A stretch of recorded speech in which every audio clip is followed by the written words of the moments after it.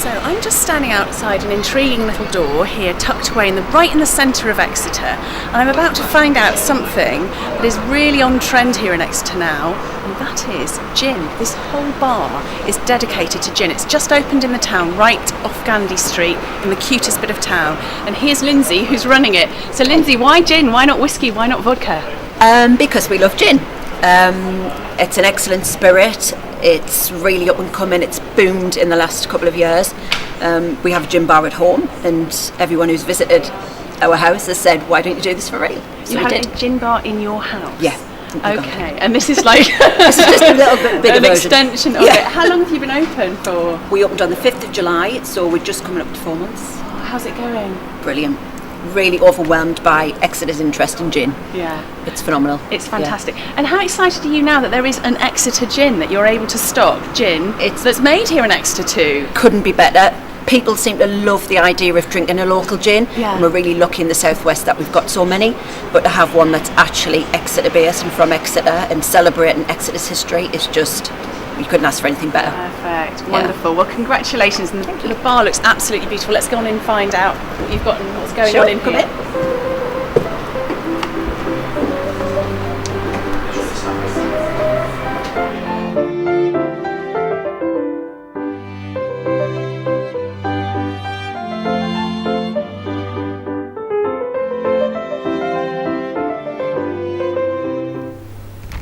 So here we are inside Crocketts, which is fully stocked with dozens of bottles of gin, and we're going to discover how to make the perfect gin and tonic with Mike Langham, who's the bar manager here. Over to you, Mike. Nice, lovely. So we've got you can either use a Collins glass, which is this one here, or this is called like a copper glass. A copper glass, yeah. Right. But I'm going to go with the Collins glass today. Okay, that's the more traditional. Yeah, more traditional. Yeah. So we're going to be using Exeter gin. And I always like to do double shots personally. You don't want to drown out the gin at all with the tonic. And you want to do about 75% ice. I think roughly 75% ice is a perfect amount. All right. Do that for pretty much all drinks.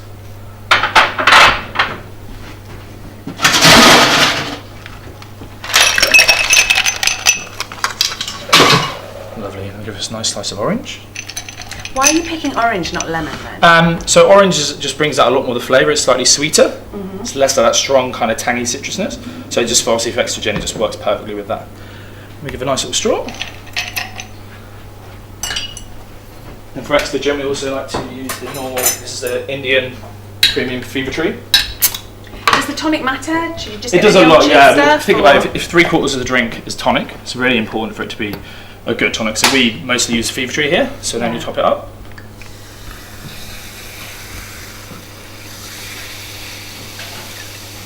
And you're ready to go.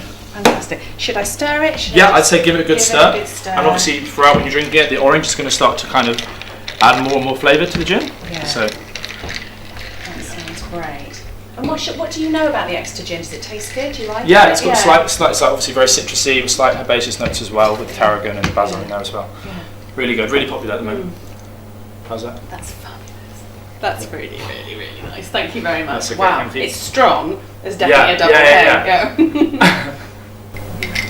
So yeah, you heard right. Exeter does have its very own gin now, and let's find out how it's made and who makes it, and meet the person who is making this fabulous gin right here in Exeter.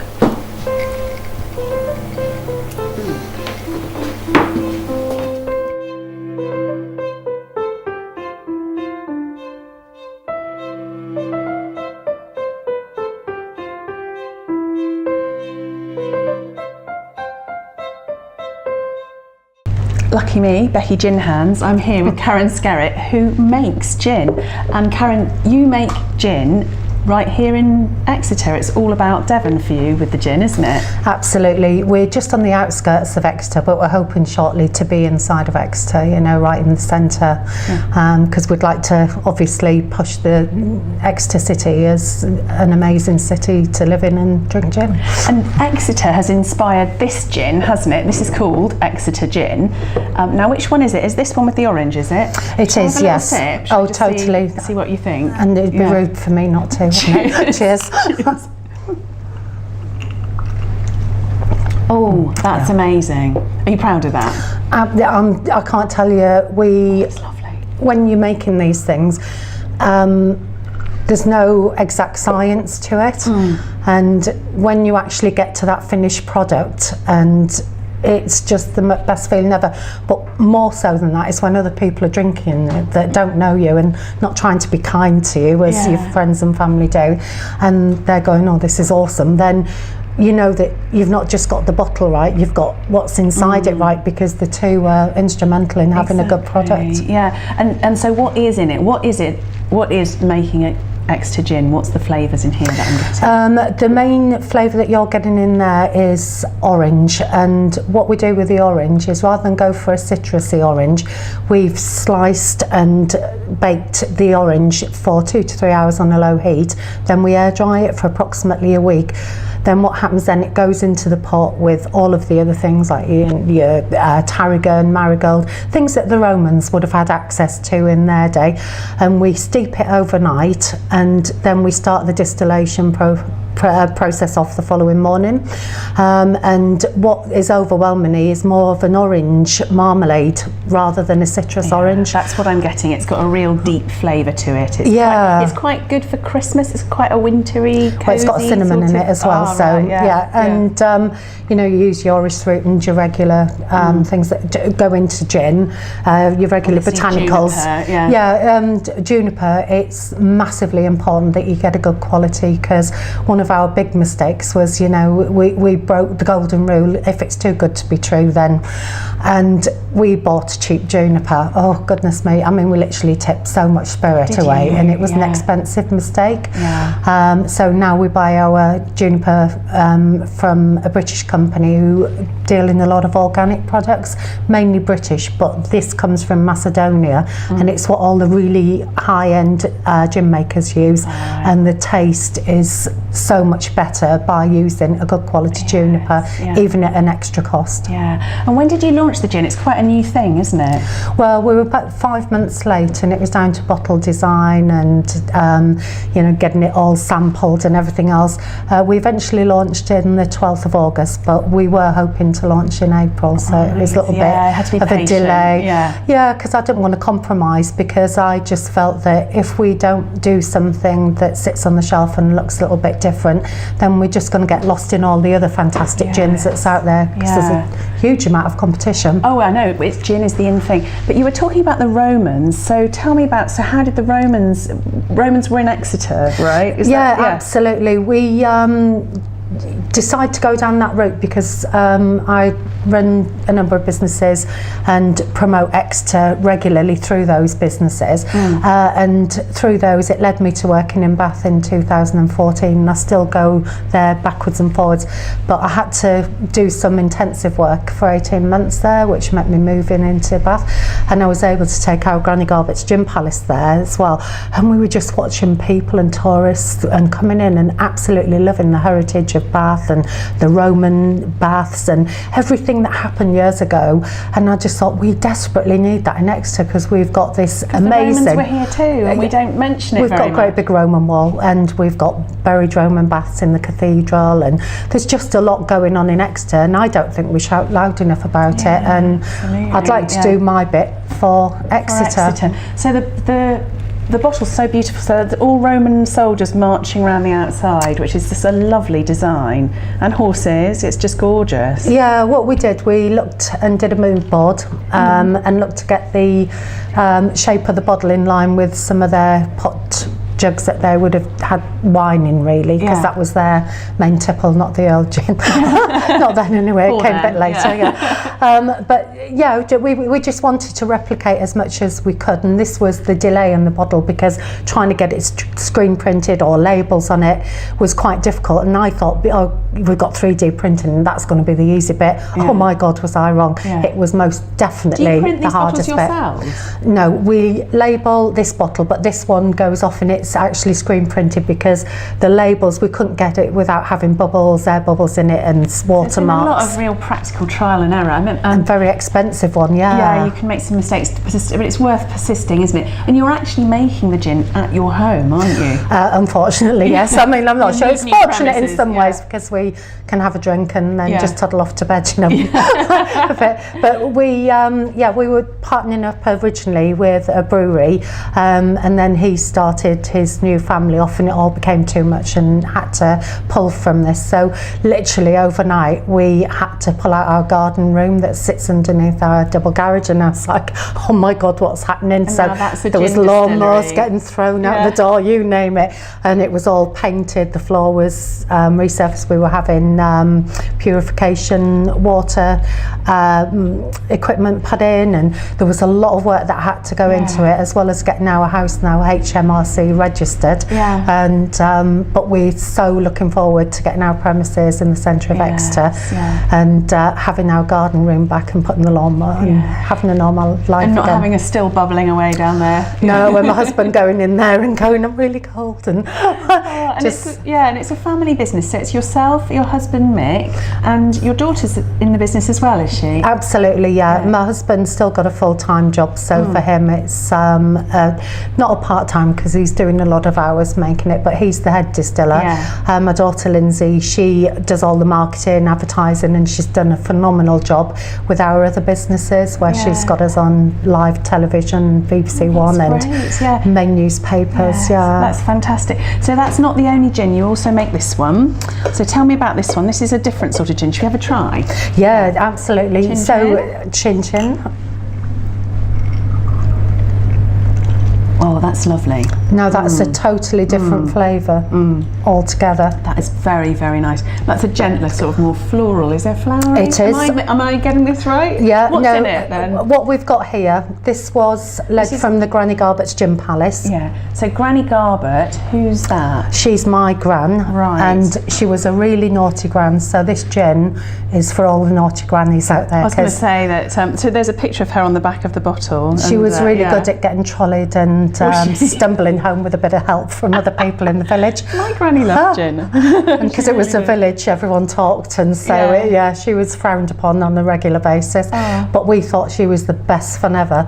And she came from the North Yorkshire moors, and she had an okay life because there were landowners, farmers, there were butcher shops, so they were a fairly wealthy family. And then she married my granddad, and life wasn't quite as rosy. And so we thought we'd pimp her up with a nice Fortnum Mason look dress, and give her some kind of viewing, you know, about her life. And to me she was absolutely amazing, loads of fun, and I just thought she was the best thing ever.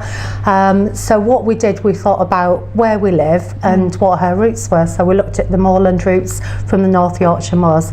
So we go up on near Holden, and we'll take and we'll take our granddaughter with us, get some really big gloves on, and start picking gorse and heather and blackberries when they're in season.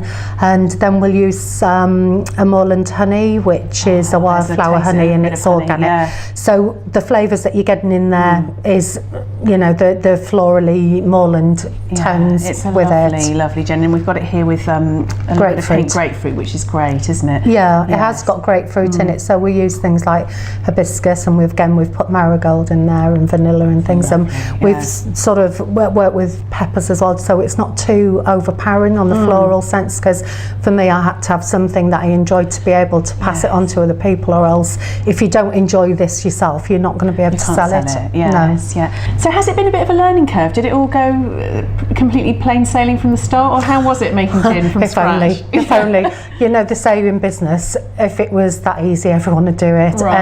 We had the biggest learning curve, but I've got to say it felt hysterical from start to finish in a good way. It's been a positive experience, but we had things where we put the corks on too quickly, so we didn't let the gas escape. So I had some in the boot. As the temperature changed, we could hear pop, pop, pop, and honestly, it was the bottles were just popping open. the corks were just flying out of the bottles, and we're going, oh God. Where were you? And I was just driving to the supplier, and then the reps had them in their cars, and they said that they had one in the front seat, and the next thing it was like a champagne cork going off, and we're like, oh God. And so then you had to recall everything, start again. All we had to do was sort of literally give it time for the gases to escape and think about the temperature, because it's temperature dependent as well, which leads on to other things. We were drinking it, everything was fine. Then one day we thought, oh, that's gone cloudy, and I thought, oh, it's got to be something to do with temperature. And so again, we were having a mass panic and thinking, what we're going to do about this. Your gin's gone cloudy. I know, and it's like, oh my God, they're going to want all of the bottles recalling. But actually, it was a really positive thing, because when we researched it and looked at it, a lot of the botanicals we put in have got essential oils. So what happens is, once you add something cold to it, then it starts what is called dilution, and what it is it's the essential oils clouding the gin. So if you've got a gin and it starts doing that, it's just all it is it's the raw products in your gin that are clouding it through the oil. That is a really good thing. Totally, because the one thing we don't want to do is over refine our products, because it is all about those base botanicals, and everything that goes into a gin is all about the flavour and those botanicals. So why would you over refine them and take them out? But we've had lots. We've had little alarms going out because we weren't aware about the the gases, and from when you're making it, and it's just like, oh my God, there's just so many things that you've got to learn. But all of it is so positive, and I think everyone's reaction to it has just made it totally worthwhile. Really exciting, isn't it? Yeah, it's good So you fun. only launched this summer, but it's already in lots of bars around Exeter. You can buy it online.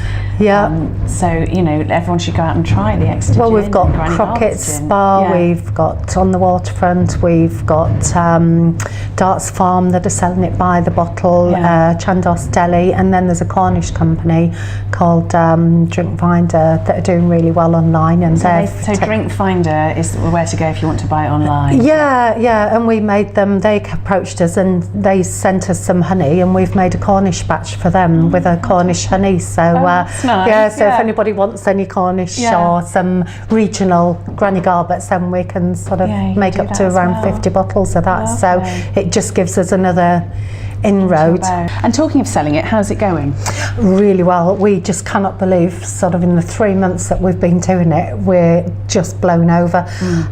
We've even had somebody talking about it in New Zealand that used to live in Exeter, and how can we get a bottle out there. We've had centre page spreads, people are coming to us, which is amazing. And the Southern Hay Business District, I know they're frequently coming to Crocketts as well for a glass or two. And the support locally has just been phenomenal, and we're delighted. Yeah, that's wonderful. Well, Karen, thank you so much for coming along and telling us all about it, and thank you for the gin. You're more than welcome. Cheers. Cheers.